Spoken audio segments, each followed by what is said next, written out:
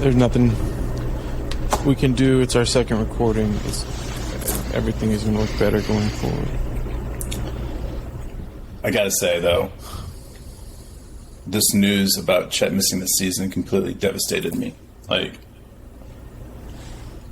for any athlete that's coming into the game, to any professional sport, I mean, that's your dream. That's everything you've worked to get to that point. And then all of a sudden to find out that you're going to miss their first season, it's harsh. Well, I mean, we've seen this before, though, right? Oh, yeah. We saw it with Blake. Saw it with Embiid. You know, like, I'm not too worried about it. It just means, you know, I was talking to Blake Thompson, one of my buddies from Oklahoma, and, you know, he was talking about it like this is going to be a positivity for the other rookies and the second-year players that we have on this team. And he's right. These guys are going to have to hustle and play more and work harder. And I think it's going to end up being a positive for those guys. It's hard to say that there's a positivity with everything that's going on, but, you know, Jang and, you know, JRE and J-Will and J-Dub, I mean, these are the guys that need to have more minutes and, you know, even throw in Baisley to see what type of contract you can get. Man, I get it. Frustrations are frustrations. You know, pain is pain. It sucks seeing our future star go out like this, but I still think we win 35-plus games, Mark. Listen, you know, there's a lot of people out there being like, well, we're not going to win very many games now. And it's like, whoa, hold up. We're better than we were last year. Not just by a little, by a significant amount. You know, we had to hold back Shea. We had to hold back Kenny. We had to hold back Dort. We had to hold back a lot of these guys at the end of the season to be in the position to where we were picking.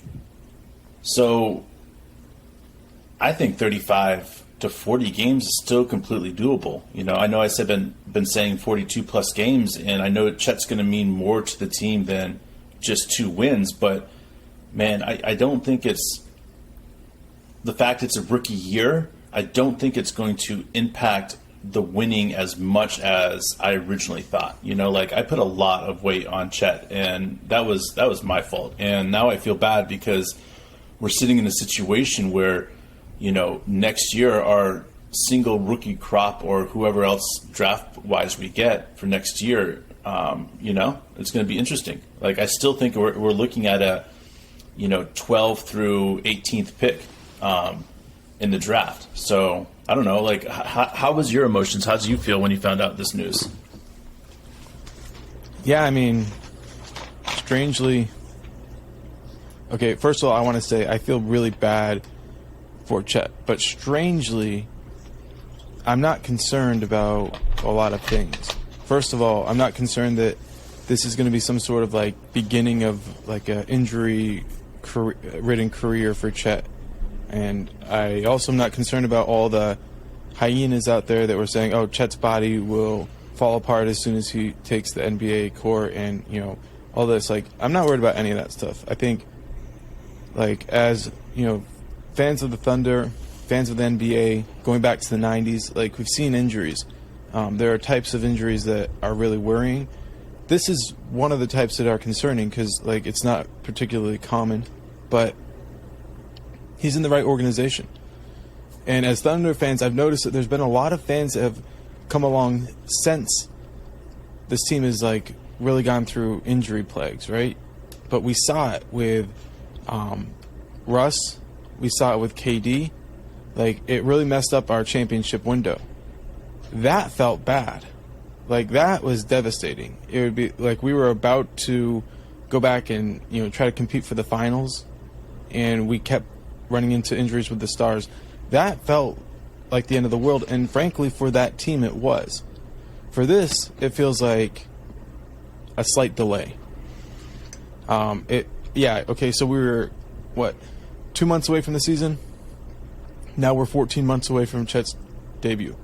Okay, like, barring any setbacks, right?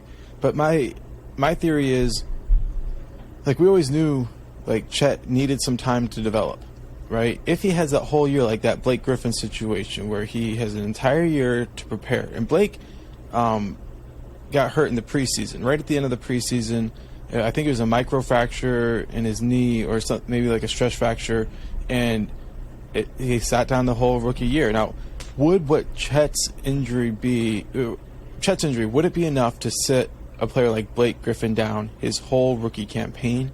I don't think so. I think this is like us saying we're going to be incredibly cautious. We're not going to put any pressure on him.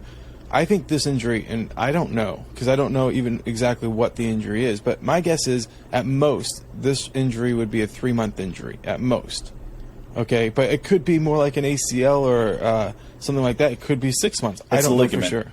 It's a ligament. That's the problem. Like, if this was anything other than the ligament and the ankle, like a broken bone or something like that, it's a different scenario. But, you know, my wife works with doctors all the time there, obviously helping them out get the surgeries done. So the fact is when you're talking about, and I wrote her and I said, broken ankle or ligaments damage, and which one would you rather? And she's like, broken ankle, without even thinking. She's like, broken ankle has an opportunity to heal by itself. Ligaments sometimes need surgery, sometimes need extra long for healing. Sometimes they start healing and then they stop, and for whatever reason they can't heal properly. It's, you know, obviously she is not a doctor, licensed doctor by any stretch of the imagination, but, you know, as an operating room nurse and as head of an operating room, you see a lot of surgeries that, you know, she's worked with orthopedics for years, so she's seen surgeries where it's like, oh yeah, well, they thought it was a broken ankle, but it wasn't, and now they're going to be out for X amount of time. So that's where I kind of look at it, is I feel, I mean, it's a ligament. Like, we've seen people's careers end because ligaments don't heal properly. And that's where it's kind of like, you know, like, I want to say this is going to be the best case scenario in a year, and we're going to be excited again to watch this team play. But, man, this could take 18 months to heal properly. I mean, that's the thing, is it's really hard to know exactly how this ligament will heal.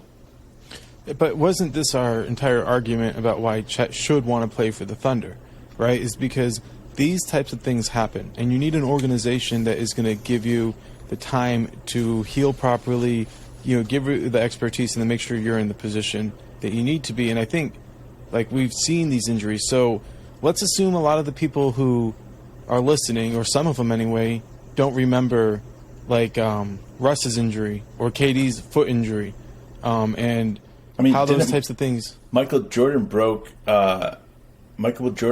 his leg or foot or something like that in the 80s, so, or early 90s. So again, actually it was the late 80s that he broke his foot. But my point is that injuries happen. If it was a broken bone, we would feel much better about the broken bone. Well, yes, okay, but at the same time, I think, like, a broken bone in that situation could be more of a sign that he is more fragile. Whereas this, to me, seems like a freak thing. Now, is he going to be the type of player who has freak thing after freak thing happen to him, right? Like a Greg Oden? Yeah. Or is he going to basically, like, get past this and be able to, like, move on? I think the nice thing to me when I look at, like, the rehab of this, like, when you compare it to, like, an ACL, right? Which I know I don't know enough to compare it to it, but when I say, like, you know how after you had your ACL done, right? The doctor pretty much told you after you rehabbed and you were getting ready to go play, they told you it was stronger than it was before. Yeah. Right? And I always kind of wondered, why don't people rehab before they, you know, like, tear ACLs in a high, you know, risk place to just go through, like, this rehab situation? And I know that they're doing more of that type of training, and I wonder, like, with 14 months of being inside the Thunder organization, and, like, we've seen other players like Chris Paul be able to rejuvenate his career from the time within the Thunder organization, like, won't he be stronger than before? Like, won't he be better, like, assuming he gets back to full strength, won't that full strength be stronger than what he was before? Whereas, like, a broken leg, what happened to, like, Paul George, he never quite returned to that level of athleticism, Like, that doesn't seem like a long-term risk if he heals to 100%. I mean, I'm just... Yeah. Paul George had to change his game to be the player that he is now because of the way that he fractured his leg. I don't think Chet has to change, and I do think you're right that the more time that Chet has inside of our player developmental aspect in the weightlifting room is better for his career. Low pressure time. Low pressure time. It's kind of like that whole, I mean, this is silly, but back in the day when I was in the military, right? Like, the first 2 weeks of basic training, first 3 weeks of basic training was stretching. That's it. Stretching and low pace run. And one day when we asked them why they did it, they were like, well, back in the 90s and in the 80s, when we would just have guys come here straight off of the thing, they would get injured. And then we would have like 60% of our guys get injured right off, coming off into basic. Mm-hmm. And he's just like, you can't do anything with that. So he's like, we found out by doing stretches and getting your body ready and, getting the mentality right that, injuries went down significantly. And I think that's all that we'll see with Chet is that he has this extra year inside of the, development side of the Thunder with the weightlifting. It's just going to do his career good. Like even if, like Blake said, my buddy, when we were talking, he said it would be cool if he was back for the playoffs, if we get to the playoffs. And even then, man, like if he was ready to play in the playoffs, I don't know why you would put him in for playoff experience. I just don't see it. I think that ligaments are a funky thing, and you don't want to stress it. You don't want to do something that would, hurt his career further. So, man, I hope this is the end of the road for him for the season, just to focus on that, because I don't want to be in a situation where, you look at Bill Walton, right? Phenomenal big man, right? Mm-hmm. You wonder what would have happened if Bill Walton didn't have knee and ankle injuries. It's as simple as that. How good would he have been? He would probably have been one of the world. He still was a greatest 50 of all time player, but how much better would he have been if he was able to stay injury free throughout his career? So that's what I look at with Chet, is that he just has got to figure out that mentality of how to keep his body healthy, and that's putting ankle braces on. That's utilizing other things like that. And I get it. There's doctors out there saying, oh, well, you shouldn't wear ankle braces unless you've already have it proven that you can sprain ankles. Well, guess what, Chet? You just tore a ligament in your ankle. So that means that you're going to have to be taking that a little bit more serious now. And right. I wonder, like, sometimes even like with the summer league, I kind of saw him kind of, let's just put it like this. He didn't look like a professional in his warm-ups and his preparation. He seemed more like, I don't know exactly how to explain it, but it just seemed like he was less than focused. I'll say it that way. And I think part of being a professional, like, is all the, all the time preparing. And I think now that he has this time where he's going to, like, have a surgery, or he's had surgery, I'm not sure yet, but then we're going to be going forward, like, he's going to have to spend a lot of time in preparation, in rehab. I think it'll change his approach to the game. And I think it'll be, hopefully, a positive thing. But talking about surgery, like, if it's, like, because that's what we heard. Yeah. Like, we're anticipating surgery. So does that mean that the ligament tore all the way through? Does that mean that it was, it definitely means it wasn't going to heal on its own to some extent, right? I mean, yeah. We're not rushing a surgery with these guys, right? Yeah, I mean, that's the problem, again, with ligaments. Is it a partial tear? All we're hearing is ligament damage. That's it. So if we're just going by what we're hearing, then yeah, he has ligament damage that they're like, okay, we need to make sure that this is, healthy around the rest of the ankle. If this is a ligament tear, which is, again, the wording is everything here. And that's why it's interesting they're using certain wording, Yeah. So ligament damage, that's all we know. Like, that could be a complete tear. We've seen this happen with Baisley, where he broke his scapula and we didn't know about it until he came back from breaking his scapula. Like, yeah.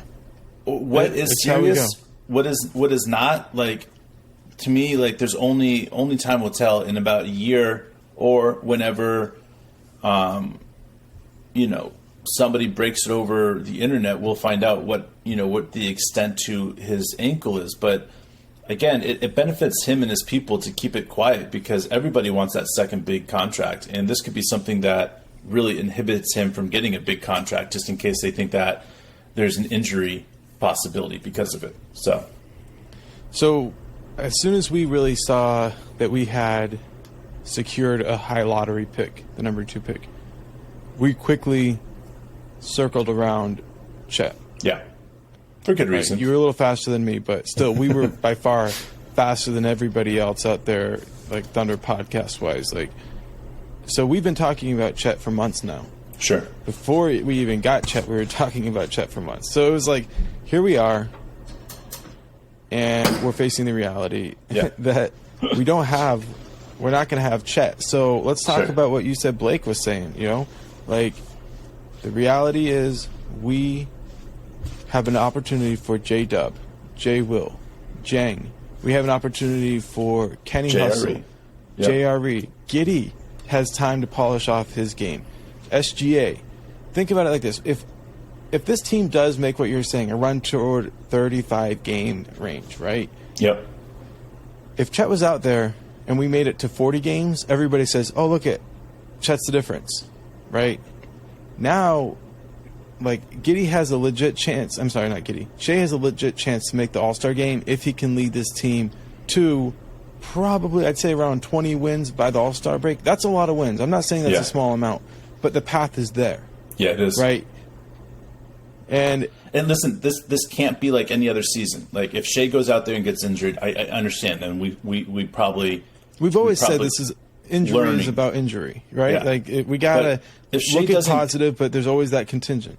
Yeah, if Shea doesn't get injured, Shea's trying to get NBA all team, NBA all team, whatever. Third all NBA. Second, third, it doesn't matter because it gives him an extra $30 million. All right, for his contract. Okay, it's incentive. Shea doesn't want to go and play for the Thunder and have a semi-injury and not play all year again. Okay? Yeah. That is not what Shea wants to do this year because it truly fucking matters. So Shea's going to be out there balling. Giddey's going to be out there balling. Dort's going to be out there balling. And then we're going to fill in all the blanks with all the other guys that we have that are high-end guys. Okay? Mm-hmm. We'll have a better understanding of how our offense will look with Chet because we'll just be moving one piece here and one piece here. It will all make sense. But Shea has to win this year or we'll lose Shea. Yeah, that's how I feel. It's as simple as that. If we don't go out there going to win and going to play hard, this is Shea's last year. I don't know that that's for sure, but I do know one thing for sure. If we're not winning, he's not going to get to the All-Star game. And if he's not getting to the All-Star game, you start hearing talk, and the talk will go like this. Isn't it a shame that Shea's prime is wasted in a place where he's not getting All-Star nods? Because if he was somewhere else, he would be an All-Star level player. He's in his prime. He's the best non-All-Star out there, and it's because he can't rack up the wins. I'm not saying that he'll automatically buy into that, but that narrative starts to take hold, and we don't need it. We don't need any part of that shit. And let's just be honest with us, with everybody. If next year shit happens and Shea ends up not playing that much, and we get an offer for, a top 3 pick for next year, I mean, it would be hard for us to say no to that, especially if we have a disgruntled employee. But I'm not saying that Shea's going to be disgruntled, but fuck, man, I would be disgruntled if I was Shea and we go out there and we don't go out there to put some W's up, Okay, but here's the thing. We love to talk about this team, the core of this team. Oh, we might be 15 deep, all of this shit. And when we compare it to, a team out there that's active and doing well now, we look at it like we're sort of like the grit and grind Memphis Grizzlies, right? We've got this mentality, from our role players. So if that's true, and we have Shea, we've got Giddey, why can't we go out there and put everybody on notice that this team is not one player deep? Losing Chet for the season does not mean our season is over. Now, I get it. A lot of people will be like, it's time. Let's just throw in the white towel. But that's not how Sam Presti works. at all. And that's why I think we win 35 plus games, man. Like, if he gives these guys a chance, they're going to go out there and prove something. Yeah, I mean, listen, Kenny Hustle just signed a great contract. George just signed a great contract. You know, Shea's going into this great contract. Yeah, like big one. These guys, it's time for winning. You know, and looking at the structure of this team, it's hard for me to understand if this is the moment that we're all been waiting for this team to win. But yeah, this team with Chet, I think we win 50 games. You know, I think we win 48 to 50 games, and I think that window right there is spectacular. But in order for that to become true now, I think we have to go out and win 35 plus games, you know, and I think everybody's like, okay, this team is for real with Chet. You know, this team is for real with Blake. Right. And when you can do that, right, when you can go out there and exceed expectations and then you bring in a player like Chet, then you have a chance to be special, right? If it was we're one player deep, like, then whenever something bad happens and it's like, oh, you know, we're not going to be that good. We needed the depth the last time we saw this team get into contention. We have it now. Now we need that star power.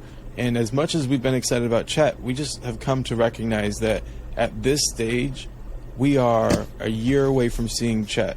And, yeah, that kind of sucks. But I think that he's in the right organization for something like this, for if it's going to happen, to get the right type of help, right professionals, and then on top of that, he's going to be able to go and find a way to be a better player from the player, like, personnel development coaches, because let's face it, they're going to be doing drills with him before he's out of a boot. You know what I mean? Like shooting drills and weightlifting with his upper body, everything. Yeah, I remember when LaMarcus Aldridge tore his ACL in college, and it was tough, but he got to the point from just shooting in a chair that he could knock down half-court shots from the chair. And I remember becoming like, look, if you have a setback, right, if you're committed, you can still find ways to improve, even if, you know, your right hand is broken, you improve your left hand. You know, if you can't walk, you shoot from a chair. Sure. Like, that's the type of shit that it makes a difference. And I love, like, imagining how Chet will modify, like, his workout, because he's gonna continue to improve. Absolutely. Like, he's a student of the game. Like, this setback is simply just that. It's a setback. This is not a defining moment. This is a moment. Yeah, and, you know, we got a message from Chencho, you know, letting us know that he was, you know, upset and sad that this means that he thinks that we're going to miss the playoffs and stuff like that. And listen, there's all that stuff out there, guys. You can go over Twitter and you can see all this stuff that there's some people out there, we won't point names, that are more celebrating than, you know, everything else. And that's where it's all about, is making sure we throw love towards this team, because, you know, Chet is a great example of that. Here he is, new to the city, and he has some people in the organization, or not organization, I'm sorry, some people inside of the Thunder family that are excited that he got injured so that we have a better chance to get a better pick this next year. How do you think that feels to him? Because for me, I would be pretty pissed. I would be like, these guys are fucking selfish. So when you see guys are out there, and they are out there, stand up to them. Don't let them say things like that, because the reality is that anytime we see an injured player down, it sucks, man. And, you know, like, for me, I could be selfish all I want and say, this is where I wanted the team to be. This is where I wanted them to go. This is where I could have seen them being at. They could have gone here. They could have gone there. But it's just all selfish desires and what I wanted to see this team do. Chet going down and seeing a young man that injures himself like this, man, this sucks. And it sucks because the young man is injured. It doesn't suck because we're going to miss the playoffs now. It sucks because we see somebody that's so important to the Oklahoma City Thunder community that hasn't played a game for us yet. And yet, there's all this hype and all this excitement going on around him. We don't get to see that play for another year. That's why we're upset, because this young man's hurt and injured, and, you know, like, that's it. And we just need to make sure we stand up and let him know that we support him during this time. If this time is longer than a year, or it's shorter, or whatever they decide, then it's that. But I mean, I wouldn't be hoping to see him in a Thunder uniform for the next 18 months, and that sucks even saying. But I think next January, next February is the time that we could end up seeing him, and it will be interesting if we have to wait that long. But that this also means that this other team is stepping up and playing well, so we don't need to put pressure on him to get back in the game. And there shouldn't be pressure on him. Like, the only thing that really matters is his long-term health, his ability to, continue to perform at his maximum capabilities over the longest period of time. And the only thing that, like I said, I'm not worried about the team's long-term trajectory based on this one injury, and I'm not worried about Chet's long-term, career. But I do hurt for him because I know, we were getting really close to something he's been looking forward to his whole life, and to get this close and then to have a setback, and now all the doubters are going to get really loud. And we've seen it before. This is not the first injury the Thunder has gone through, but for a lot of fans out there, this is the first one that they've experienced. And while they can be very difficult, let me assure you, there's a difference between a team getting their, number one pick, the number 2 overall pick, but our top pick we've had in years, his debut being pushed back a year, and us losing a year out of our true championship window. Those are two different things, and we all know that did not happen. And the question is, will it be a long-term thing? I don't know. I wasn't too worried when I saw it as a sprained ankle, and now it's transitioned to this. I'm really kind of fearful of overstating what I do and don't think. When you say him being out for 18 months, that's kind of whoa, that's a lot more than I kind of anticipated, but I think that's a fair cushion to give him, and we just have to understand, just be patient. When we get him, it should feel more like the reinforcements are arriving, because if we're counting on him to be good, then it's not going to be a situation where we continue to see Shea on the team. Yeah. Right? And eventually we're going to trade Shea if we're depending that much on Chet. And there's to me, I look at it if Chet's starting out, let's just say he's healthy, everything is good. He's starting out next year playing, okay? Because he's 100% healthy, okay? Listen, then he's starting with a team. He's going through the, first team's, motion, right? If he doesn't get out on that floor before the season starts, he's not going to start, okay? He's just not. He's going to come off the bench. He's going to get comfortable in games, and they're going to go it that way. It's a much brighter future doing it that way than throwing him out the court. Very similar to how they dealt with Embiid the first year of him coming back. Limit his minutes. I get it. It's not what he wants or people want to see. They don't want to see limit minutes, but guess what? He hurt an ankle. You're going to have to limit his minutes. You're going to have to basically say to him, pro-am games are out of the question now. Playing backyard basketball with your siblings and your dad, like hardcore isn't okay anymore. This is going to suck for him because it's going to change how he is as a professional athlete. But let's just be honest, just like when, we've seen injuries happen on the USA team, and, we watched Australia what was the big man from Australia? Play for the Celtics. Andrew Bynes. Bynes, thank you. He had that crazy neck injury, and it almost cost him his life, and it happened while playing for his country, So shit like that happens all the time, and it's just whoa, that's unfortunate. But again, it's all about who you're around, who your people are, who you're connected to, who on your staff. And when I say staff, these guys have people that work for them that, know the head of, John Hopkins recovery and blah, blah, blah, blah, blah. And listen, they're contacting him all. They're getting second opinions and third opinions. They're going through the motions of trying to heal his foot and get it strong enough if it needs surgery. I've been there before. I've had surgery on a strong knee and I've had surgery on a weak knee.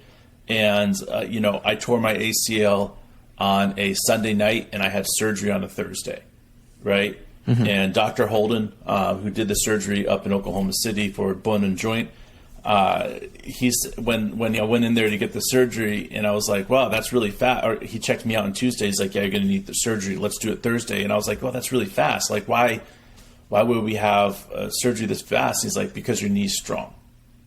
And by doing with your knee strong, your recovery would be quicker. And he was right, man. Like, it's all about that strength. And so for Chet is making sure that ankle around is strong enough, get surgery quickly if he needs it. If he doesn't, keep that strength up and just go for it, you know? Like, man, it sucks. Like, it sucks. And anytime a 20-year-old goes down like this, it's not something that you want to see. But if this was Chet's family, this is when I start thanking, you know, the gods for being part of the Oklahoma City Thunder community, because that's the one community that's going to wrap you guys around and make you feel like you're part of the team, even though you're not. I mean, we can talk about people that have gone to the New York Knicks as picks that are top picks and haven't done well, and they've gotten injured, and people send them death threats and all this other stuff. Like, listen, it happens. If Chet was drafted by a different team, it could have been a similar situation. You know, think about Detroit. Detroit's a nasty place sometimes. You know, I've been to Detroit. I've been to a basketball game in Detroit at the Palace back in the day. I know how those fans get. And I can imagine somebody like Chet being drafted on their team and then all of a sudden them being like, got injured the first day. What the hell? You know, like, that's part of the game, you know. But anyways, to me, it's just all... It's all this cycle of trying to figure it out, and I really hope that Chet and his family get the good advice that he needs to be able to continue his career in the NBA, because that's all we want. Yeah. I mean, we want what's best for him. Like, he's a special athlete, but more importantly, like, he's the type of player who cares more about his teammates, and that's one of the things we love about him. So we're hoping that he has a quick and completely healthy, no setback recovery, but we're willing to be patient. I mean, I think that's one of the things that makes the Thunder special, is that they're going to make sure he doesn't feel pressure in his comeback. And I think a lot of other teams may not be quite as sensitive to the way that fans put pressure on players and their desire to, you know, play to the highest level. And if you think, like, even Zion Williamson, he's had issues with, like, the fan base versus the administration versus his team. Like, you're not going to have that with this. There's going to be a unified approach to this. Yeah, you're going to have your bad apples. You're going to have your shitty-ass podcast and, you know, your shitty-ass writers for the Oklahoman. But let's just be honest, guys. Chet was drafted by the Oklahoma City Thunder. Him and his family are Oklahoma City people. There are Oklahomans. And when you're an Oklahoman, you get treated differently. You know, like, there's a reason why Chris Paul talks about this being the most pleasant time, you know, playing in Oklahoma City of his career. You know, there's Al Harford that thanks the Oklahoma City Thunder. There's all these other people that have come through the league that have been able to say, the Oklahoma City Thunder has changed my career, has changed my life.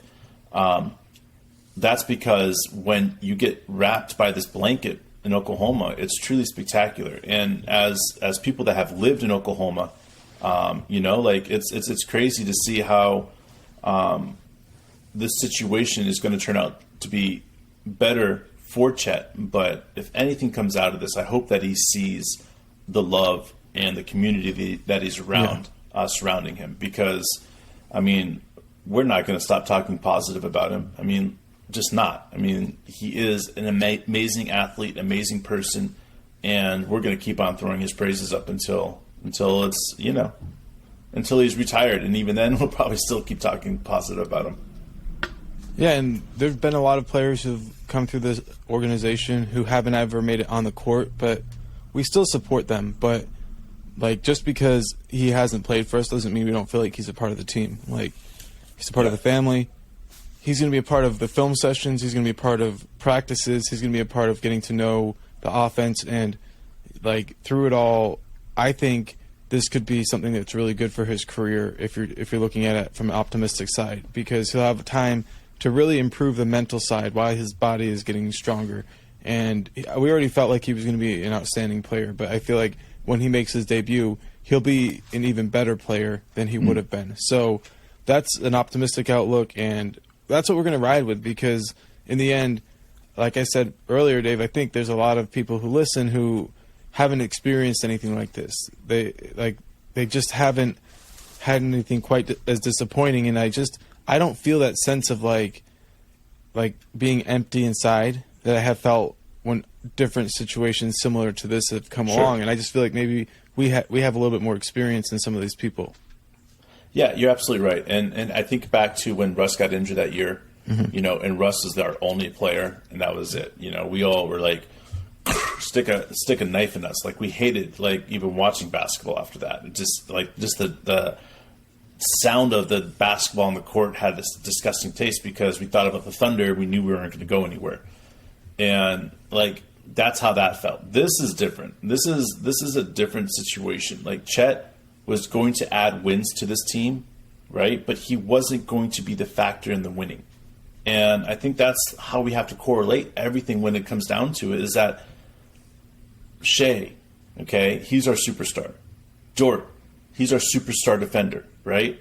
Giddey, he is our master in disguise. Call him Mr. Austin Powers, right? He is going to go out there and direct the traffic like nobody's ever seen. And I think that's the way that we're going to have to be able to see it. That's the way we're going to lay it out. Man, listen, Dort can average 20 points a game. He could have improved that much, okay? Shea could throw out there 25 points a game. And, Josh Giddey could just be gobbling up triple-doubles like it's nobody's business. And this team could win a shit ton of games because our defense isn't the thing that's in question right now. Our defense is legit, And I think that's the thing that we're going to lean on. So, I'm sad for Chet, but I'm still fucking enthusiastic about this season for the Thunder. Hell yeah, dude. I think that's a great place to leave it. So we definitely hope that everybody finds a way to enjoy the next couple of days and their weekend, even though this is obviously, pretty big news, pretty disappointing news. But, in the long run, when we look back at this 15 years from now, I think it'll kind of be like that fact with Blake where you're like, did you know Blake Griffin missed what would have been his rookie year? Kind of like Embiid. Maybe just a fact. And Embiid, yeah, he missed his entire rookie year. This is not over for Chet. This is the beginning, and it's just a delayed, introduction to the league. But we are not worried about Chet because, we understand, this is just how life goes sometimes. We've seen injuries before. If this was... There are certain types of injuries that if you were to hear about, you're like, oh no, we've been here before. Microfractures and things like that, get scarier. Torn ACL ligaments, right. Or, weird shit like that in knees and elbows. Yeah. We've seen so many fucking weird shit in the NBA injuries-wise. This to me is okay, this sucks. Major balls, but it's not the end. And we have seen foot problems be career-ending too. So we're not, in any way saying, oh, this isn't a big deal. We understand that this is a big deal. It's just how much are we going to let it, drag us down going into, the beginning of the season is up to us. And we're just saying we're going to believe the best. We're going to hope for the best. We're going to believe the best. We're just going to, move forward with an optimistic approach. And if we look back and we're like, man, that was really stupid.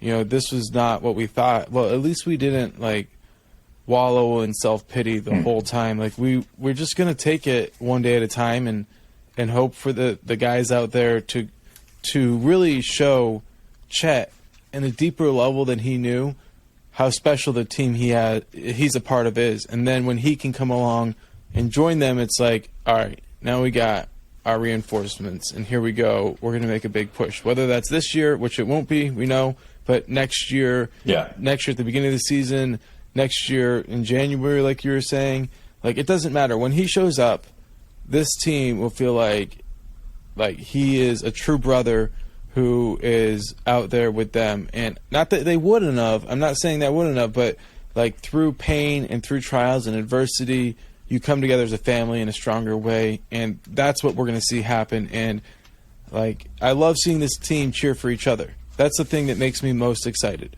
and that's what I'm looking forward to seeing about Chet's debut. is the way that the other guys feel like, yeah, man, this is a special moment for Chet. Yeah, and I'm, again, for these other guys that are on the team, JRE, J. Will, these guys are going to benefit from the extra playing time. And it could end up only being a couple extra minutes a game. But over the course of the season, these guys are going to have a better understanding of how they're going to fit with a Chet and whoever else is going to be on this team by next year. So, yeah, I mean, like, this is going to be big for those guys. Like, I look at J. Will as being one of those guys is that it's going to benefit him the most, because I think he could go out there and gobble up 50 charges next year. And he's the type of person that all of a sudden everybody else in the league's like, we need a J. Will on our team, you know? And at the end of the first round, all becomes focused on finding another J. Will. And he's a special talent, and I think that he's going to benefit the most from this. J. Will, JRE, man, our second round, even throwing Wiggins, and I'm expecting a lot out of Maladon, just because I've seen enough from his international competition to think that he's continued to improve and he's still young. But I could be wrong, but I just think our ability to hit in the second round really has transformed it. You know, we used to hit it occasionally. Sure. But now I feel like if we go for somebody in the second round, it's going to leave teams trying to figure out what we saw going forward every time. And them just trying to be able to identify those factors. And like you said, then it's like, oh, how do we get a player like that? But that's for another episode, bro. And that's for another time. Right now, we hope, if anything, that we can just, you know, keep some positivity out there in the Thunder universe and the fans understanding that the season is still on its way, and this team is going to get out there and compete and rep the city, and Chet is going to get healthy, and we are going to see this happen, but it's just not going to be when we thought. But you know, stick with it, and we're gonna have a hell of a ride. But check us out on YouTube, guys. Like, we're throwing up videos on YouTube if you want to know what Mark and I look like, which is nothing spectacular, but check us out there, you know, and we'd love to hear from you guys if you guys have thoughts on how ugly we look. Yeah, sure. We'd love to hear that. But we'll be posting the podcast on YouTube going forward. This will just be our second YouTube episode, but whatever. I mean, they're so shitty. We are still working out many factors, but for the time being, we're just going to keep on keeping on, because that's all we can do. That's it. Keep on rolling, baby. So thanks for joining us, and we will see you guys soon.